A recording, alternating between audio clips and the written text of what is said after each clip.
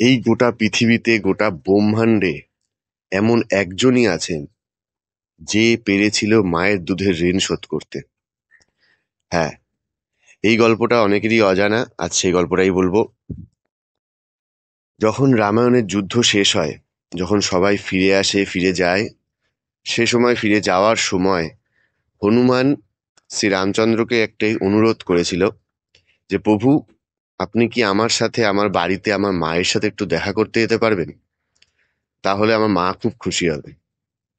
রামচন্দ্র বলেছিল, কেন নয়, তোমার মায়ের সাথে দেখা করতে পারাটা আমার কাছেও সৌভাগ্যের। এরকম কিছু কথা বলে তারা তাদের বাড়িতে অঞ্জনী দেবীর সাথে দেখা করার জন্য উদ্দেশ্যে রওনা দেয়। এবং যখন বাড়িতে পৌঁছায়, অঞ্জনী দেবীর সাথে দেখা করে, অঞ্জনী দেবী এতটাই খুশি হয় বা এতটাই ভেতর থেকে আনন্দ অনুভব করে, সে তখন হনুমানকে বলেছিল, সবাই নিজের মাকে নিয়ে যায় ভগবানের সাথে দেখা করানোর জন্য, তুই স্বয়ং ভগবানকে নিয়ে এসেছিস তোর মায়ের সাথে দেখা করার জন্য। যা, আজ থেকে তোকে আমি মায়ের দুধের ঋণ থেকে মুক্ত করে দিলাম। তো এইভাবেই হনুমান একমাত্র এই ব্রহ্মাণ্ডে যে মায়ের দুধের ঋণ শোধ করতে পেরেছিল। এই গল্পটা কে কে জানতেন কমেন্টে জানাবেন, আর খুব ভালো লেগে থাকলে লাইক করবেন।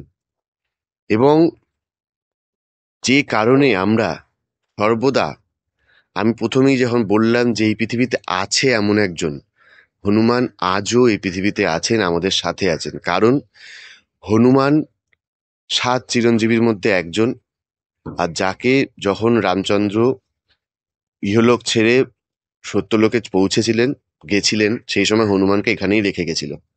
তাই হনুমানকে আমরা সবসময়, একটা জিনিস দেখবেন, যখনই কোনো ভূতের ভয় পায় কেউ বা কোনো রকম সমস্যায় আসে, খুব বেশিরভাগ মানুষের মুখে আগেই জয় হনুমানের নাম চলে আসে, হনুমান চল্লিশা চলে আসে। কারণ এটা কথায় একটা কথায় আছে যে হনুমান যেহেতু পৃথিবীতেই আছে, পৃথিবীতেই থাকেন, তাই হনুমানের আমাদের কাছে পৌঁছানোটা অনেক বেশি ইজি, অনেক বেশি তাড়াতাড়ি হবে।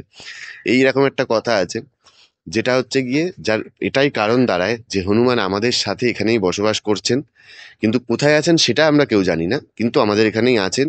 যখন কলিযুগের শেষে কল্কি আসবে, তখন হনুমান আবার অবতরণ হবে এবং তার সাথে যুদ্ধ করবে। তো এই ছিল আজকের ভিডিও। যদি ভালো লেগে থাকে লাইক করবেন, যদি কিছু বলার থাকে কমেন্ট করবেন। তো এরকম অনেক অনেক অনেক ভিডিও আসবে, এরকম ভিডিও আমি আনার চেষ্টা করব। সেই সব ভিডিও পেতে গেলে চ্যানেলটিকে সাবস্ক্রাইব করে রাখবেন, তাহলে এরকম ভিডিওর আপডেট আপনি পেতে থাকবেন। অনেক অনেক ধন্যবাদ। Thank you.